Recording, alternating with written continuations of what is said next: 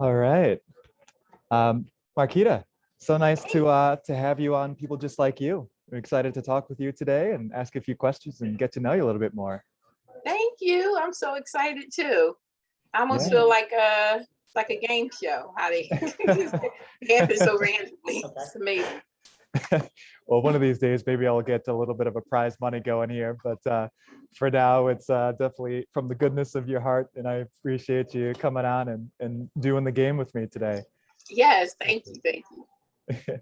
Yeah, so People Like You or People Just Like You is a little passion project that I started, it's mentioned like a year and a half ago, just connecting with people from all over the world and just getting to know people, like creating a little window into someone else's life through a series of questions and, just understanding what makes each of us unique and the bonds that kind of are similarities between us as well, and really just talking with people from all different backgrounds and things like that. So Nice. yeah, I connected on, I think it was Twitter that we Yes, got sir. connected on.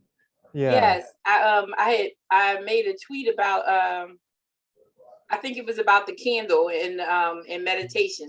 Like without meditation, I wouldn't have known that I like the sound of the wooden wick. Yeah. Yeah.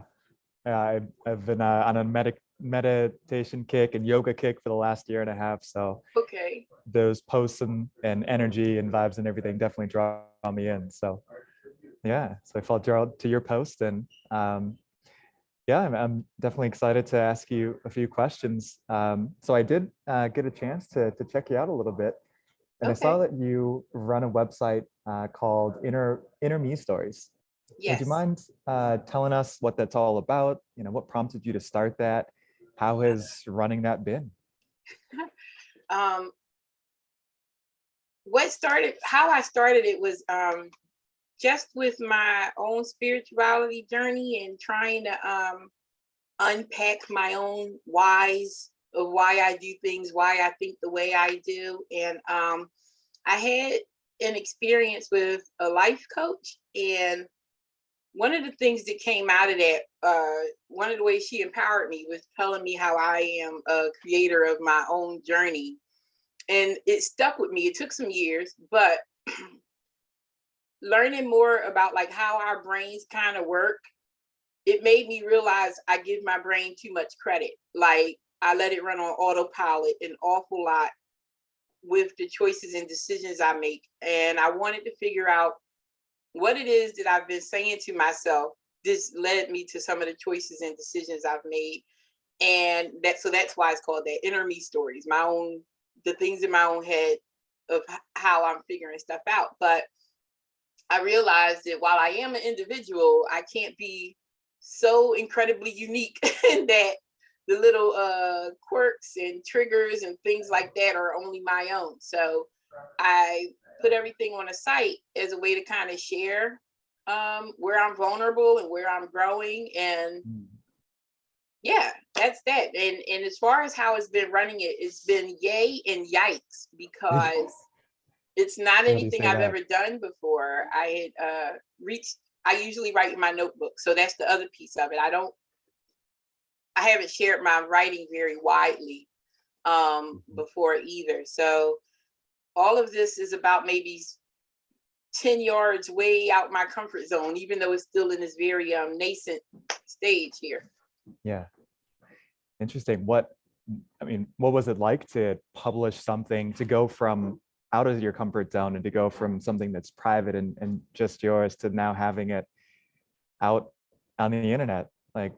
How's that felt? And has anybody kind of written in or engaged with that and connected with you? Not very much yet. And that's perfectly okay. I've only been doing it since January. And before that, the predecessor was me texting and putting on Facebook like, hey, I want to share my writing. Can I email you some stuff? And then I gave myself a deadline I tried to get somebody else to do the website for me because I couldn't figure it out. And that wasn't working out. So one day I just said, I'm going to put one thing up there. I said, if it's just a link to that only one writing, then that's what people will have. And then I saw it really wasn't as hard. Like I psyched myself out. It was in my head that I said it was hard. So it was hard. And when I told myself I could do it, I did it. That's amazing. It is pretty, I don't know the word for it, but just kind of astonishing how much we block ourselves from doing things, trying things, and how like the voice in our head can be such a critic. I I was I can't remember who I was listening to, but it was like one of these kind of mindfulness teachers, and they were saying like, why wouldn't, oh, it was Bell Hooks. Oh, It was talking about like, why wouldn't you want to give yourself unconditional love, unconditional acceptance? Why should we, why is it that our inner voices are critics and like psyching us out and preventing us from doing things when we're the only ones who can give us unconditional acceptance and love? We can't get that from anyone else, just from us. So for it's, sure, for sure. I have a good friend who's writing a book now to help people be. It's for allies. She's a Caucasian woman, so what she tried to do was include people from marginalized communities to write, like, I guess, essays of sort to contribute to her book. And I actually got to do a section on the inner critic, a short essay on the inner critic. So I'm well versed about that. I named my critic the mean lunch lady because I feel like, I'm going about my day and now I got this voice in my ear like, what do you think you're trying to do? yeah. What I have learned though is that voice generally is connected to fear of some sort. And I've decided that being afraid alone is no reason to not try something or to no reason to not do anything. Because it's just imagined, whatever it is. Yeah. Beautifully put. It could, believing and internalizing that and living a life not of fear could lead, I mean, when you do it, when you aren't afraid and you do things, like you realize, firsthand how exciting life can be. And then something happens and kind of pulls you back, and the voice, the inner mean lunch lady comes back and is on the other side, and you feel like fear of rejection again. But isn't it amazing, like those moments of clarity when you do something that isn't based off of not doing it because of fear, life opens up. Absolutely. And I have another good friend. Like I've really been fortunate to have to be able to pick up a couple of wisdom gems from certain people. And another young lady, she always says that, whatever you want is just outside of your comfort zone. So if the life that I really was wanting, or if everything I have now, it's not that I'm not satisfied, I'm immensely grateful. But there's still more to life. I could very easily make myself here, but my kids are grown and things like that. So I may as well make a life for myself now. Yeah. For you. That's really, really inspiring to hear that it's, an intention of yours, and to like just hear some ideas from you. That's really cool. How did you get into, I saw as well some reference to like meditation and, kind of talking about this here, like listening to the inner spirit within you. Like, how did you get kind of turned on into this realm of, thought and life? Yeah, I feel like it's a tale of there and back again almost. I was raised with a Christian faith in the Bible and everything, and at some point the math quit mathing for me, so to speak. It just I just couldn't make it make sense, swallowing it all whole. So I had to just kind of put it all down.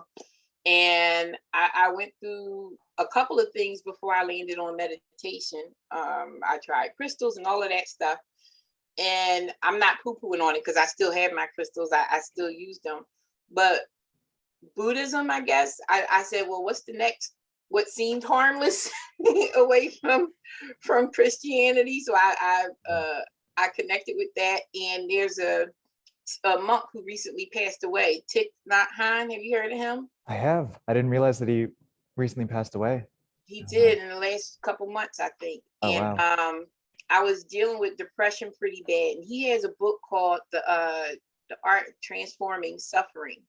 And that was major when he, just his little example of how hunger in the sense is suffering, but hunger isn't starvation. Like, so just letting me be able, giving me other language, I guess, to process my feelings and to know, well, it's all, whatever isn't joy, according to that thought, isn't suffering. And the job to do is acknowledge it when it's present, and at all other times acknowledge joy.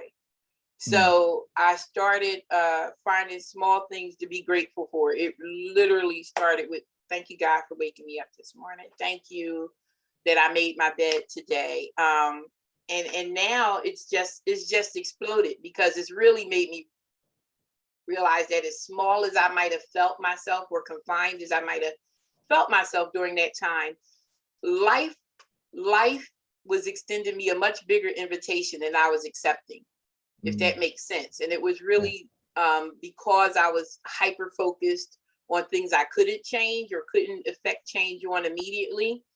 It prevented me from seeing all these other avenues, you know, because a lot of times we lock ourselves between these binary options. I have to do this or I have to do that. And it's like, no, whole lot of story between Once Upon a Time and Happily Ever After. You can fill those pages with anything you want, you know?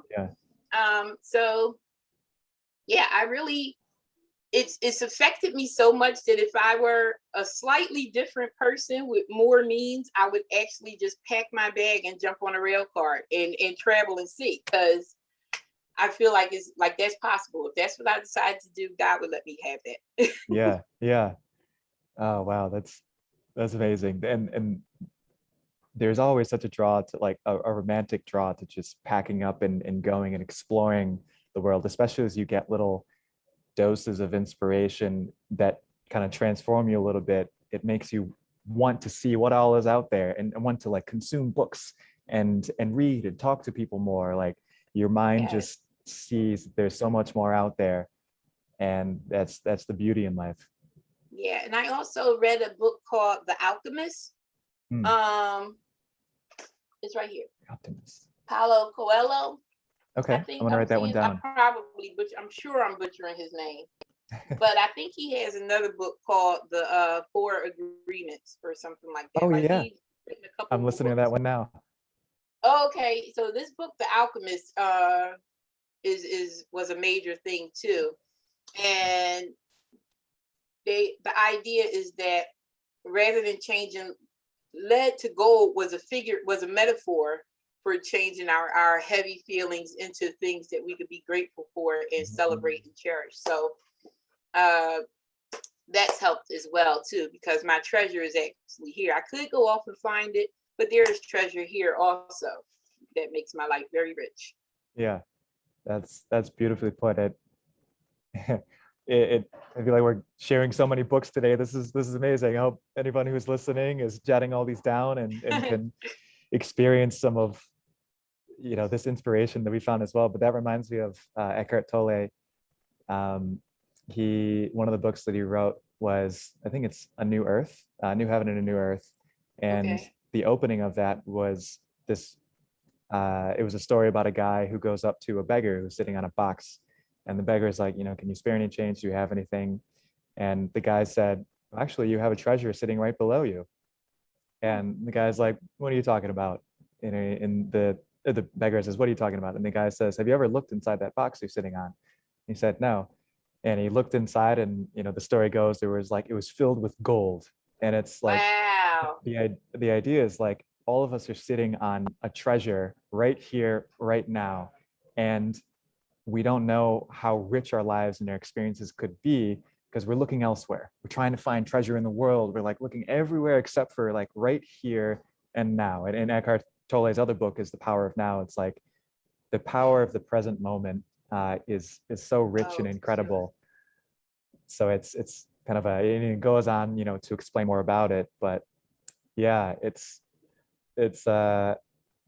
pretty amazing how like simple concepts in Buddhism or mindfulness are, and how powerful they are, but yet again, like the inner critic is like, no, you need to find it, you've got to achieve it, you've got to like, it's out there in the world what you're looking for: money, status, fame, stuff, relationships, whatever it is. So that's beautiful to hear that you're describing like going to travel would be interesting, but there's plenty for you here and now. Yeah, well, going back to when I said it's kind of like there and back again, because while I still don't swallow the whole Bible, a good friend helped me with this. He said he considers it a book of truths and not facts. So if I take it as such, you know what I mean, there are things in it that I can internalize and still help me live very fully. Like for instance, when it says the kingdom of God is within, and seek ye first, and all other things to be added. If I go towards making my heart more beautiful, more loving, more open, refining those things within myself, the wrestling that we do spiritually, instead of externalizing it and do it inside, so that maybe I'm less selfish, or I'm aware of my own triggers, going back to that meditation part, you know, then all other things will be added. I'm talking to you now. You know what I mean? Like all of these things, even though, like I said, they're small steps, but I take them as breadcrumbs from the universe, that I am moving exactly in the lane that I'm supposed to. And it's not that there won't be any effort, but when you flow, I believe when you flow with your natural giftedness, or however it is you're supposed to be, then there is a certain amount of ease that should come. And that I truly believe that. So lately, when I'm learning, I'm trying to tune my antenna between resistance and what an actual obstacle is, like, so I can know when I need to be pushing through something. So I think that eventually, whatever it is that I decide I want to do, I have some heart things that I know, but I will get there. That's I'm getting so much from this conversation and connecting with you. That's excuse me. You mentioned like tuning your antenna between resistance and like working through an obstacle. And actually, in this realm of mindfulness, I've often found myself a little challenged to think about like, okay, what is an example of letting something go and accepting what's happening, and what's an example of changing and resisting something that's happening, and finding a different path to go. Like, one of the criticisms I've heard and had myself is like, well, if you just accept everything, then what will your life be? Will you actually, are you giving up rather than accepting and flowing? And so that's interesting that you've described that. That kind of reminded me of it. Like, if somebody is yelling at you, abusing you, for instance, accepting that situation doesn't necessarily mean like just sitting there and being abused day after day after day. It might be, okay, I accept that this is happening, that I'm in this situation being abused, and I forgive myself for finding myself in the situation. I don't have to fault myself for being here. But at that point, then moving around the obstacle might be, okay, do I want to stay here at this point? How can I get out of this? What are my options at this point to navigate away from the abuse, not just accept it for the rest of my life? That how do I get out of this relationship, or how do I find help, or how do I try to work with the person to like understand why they feel the need to spew abuse and poison? Maybe surely they're struggling with something. Pain causes more pain. They may not be open to working through that pain, in which case maybe the best route is to find a way away. But maybe there is something that they need to work with, and that there might be a path to like have a discussion with them, or help them get help in some way.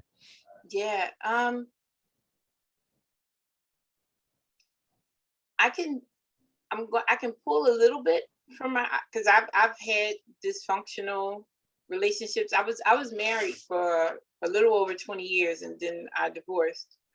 Not an easy decision and not an overnight decision. A lot of things happened, but at the end of it, my ex-husband and I both struggled with depression. I can see that in hindsight. I was aware at the end of his, but not so much mine, because it's a lot of coping, dealing with somebody with mental health issues. But yeah, it was a situation where I had to understand you can offer somebody an avenue towards change, but it's up to them if they accept it. And then unconditional love is, yes, my husband, my ex, you see, I still called him husband, right? And we've been divorced almost 5 years. yeah. We still speak a few times a week. I go and see Yeah. him. He's in a nursing home. I go and visit with him every now and then, and we're still really great friends. However, I could not save him, and in trying to save him, I wasn't loving him very well either, right? Because when you see somebody in an unhealthy situation, you want the best for them, you want the change, but the change that you're asking them to do may be beyond their capacity at the moment. Yeah. So, and unfortunately, that's the same with somebody who's abusive. That behavior, however they've come by it, is something that person has used for survival. That's how they communicate. That's, it would be almost like asking them to learn another language on the fly. And I'm not excusing it. I'm not absolving it at all. It's a deeply, at that point, a deeply ingrained habit that is like. Yes, exactly. And also for the person who's dealing with it, it's hurtful because you don't want to leave somebody in a bad state, but you really have to kind of save yourself, because two drowning people ain't no good to each other. Right. Right. My father used to tell me, if you ever save somebody that's drowning, you might have to knock them out, because they're so afraid they'll pull you under. Yeah. He said, so you're not really hurting them, but you're trying to get both of y'all to safety. Yeah. And sometimes separating from a dysfunctional partner or an abusive situation, for sure, you have a chance to heal yourself, because that's a lot of processing too. And definitely forgiving yourself, because I had a relationship at one point where there was physical abuse. It wasn't my ex-husband. And up until that point, I had never imagined I would be that woman, right? Because how did I get here? And why didn't I see it? And oh my God, why do I still love this person? Look how horribly they treated me. But it's never our fault. We're not responsible for how other people treat us, but we are responsible for what we accept. And it's important that when we can, get into a space where we can recognize our own agency, and that we're not powerless, right? We are powerless to change other people. We can't. Nobody's robots, nobody's puppets, but we can change ourselves. And if I'm very honest, and my ex-husband and I have had this conversation, I should have divorced him 10 years sooner than I did, because a lot of what kept me there was fear also. What's the church going to say? What's God going to say? What's my kids going to say? You know what I mean? It was a lot, but it wasn't getting any better there for either of us. So unfortunately, that was the answer in our situation. Yeah, my heart goes out to people in that dynamic, because like, they're hurt people, and because somebody's hurt is more obvious, I guess, and at another person, they don't often get help, and they don't often get the help that they may need, so that they can be a healed person. They just, I would think that person probably doesn't feel very good about themselves on the inside, ultimately, because you can't get somebody to consistently do for someone else what they don't do for themselves. Yeah. So somebody who's not patient with themselves, they're not going to show patience to someone else. Someone who's not emotionally generous to themselves, like, they're never going to cry, they're never going to show any kind of vulnerability, not really going to be very sensitive to somebody else's because they don't have any practice with it. Yeah. And going back, Mr. Hines' book was, he talked something about called interbeing, that when we touch our own emotions, we're able to touch other people's. So and the reason why my ex-husband and I are able to have those conversations and be friends is because I've had a chance to process my own grief about our situations, my own role where I enabled, and not intentionally, and also where I could have stood firm. Not that any of it was my fault, but I also wasn't completely the victim that I thought I was when I was like, I'm leaving, I had it, it's over. It wasn't necessarily that either. Yeah. Yeah. I feel like I'm rambling. No, you are elaborating on experiences that you've had. And I think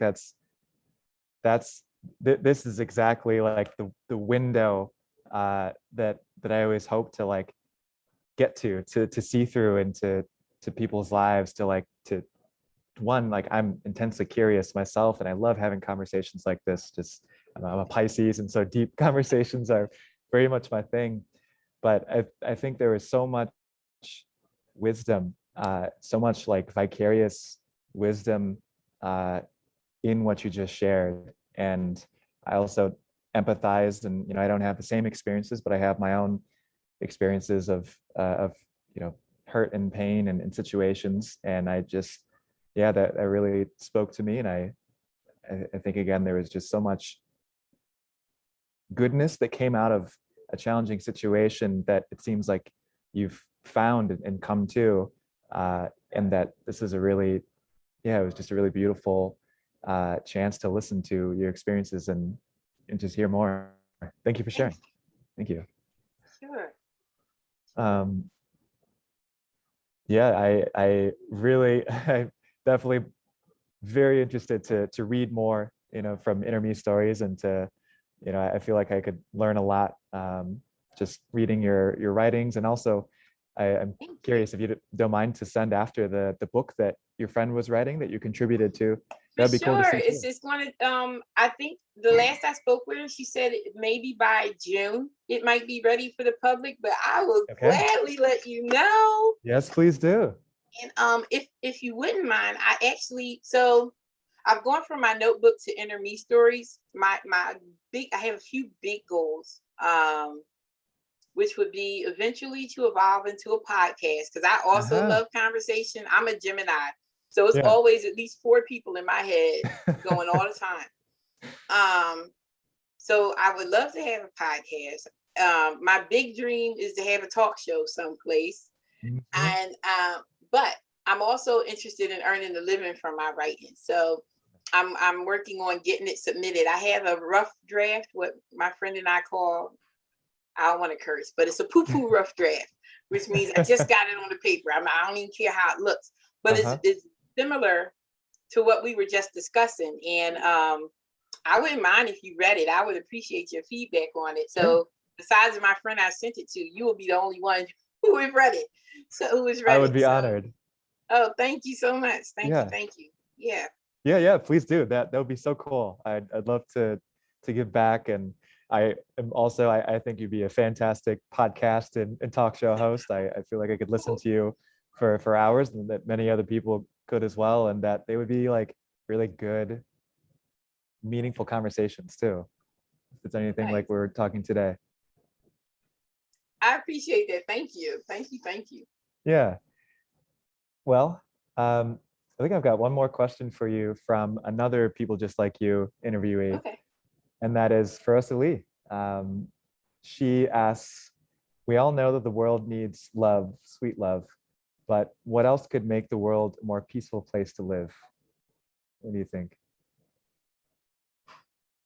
For people to make peace with themselves, I think often we're so obsessed with trying to correct what we feel is wrong about us. And it's just back at the top of our conversation when you said that unconditional love and acceptance. It's just like, you know what, this is me now. This is me, and I have to love it. I have to love me because there's not another one coming. And yeah, for people to just, I think the world could use people being generally more accepting of themselves and knowing that uniqueness is a gift that the world needs. Amazing. I agree with you. And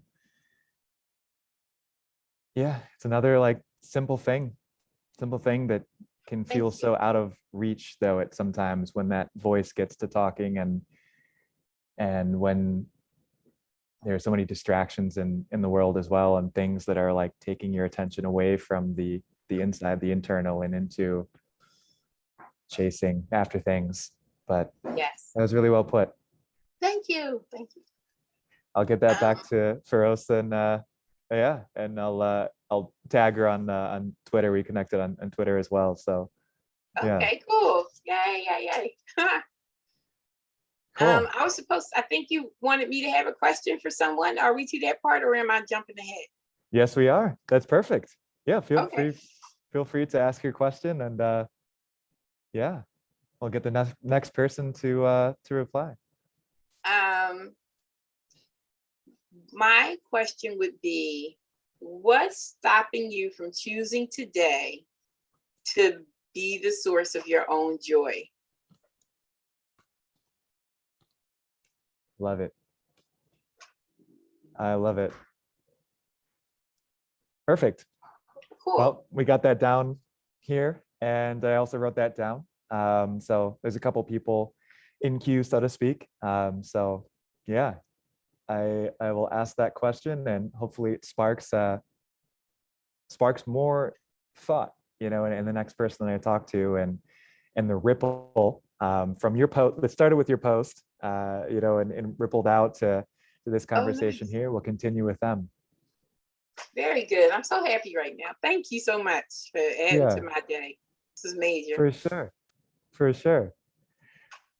Well, that's the end of our chat today. Thank you so much Okay. for coming on and chatting with me and sharing some of your experiences. Again, like I you put so many things so well, and there's so much wisdom in this conversation. And yeah, it's been really, really amazing. Thank you. Praises. I hope I pass cross again soon for sure. And look for my email because I'm gonna send it to you very shortly. All Yes, perfect. I will do. right. Thanks, Gabe. Thank you. All right. Bye-bye.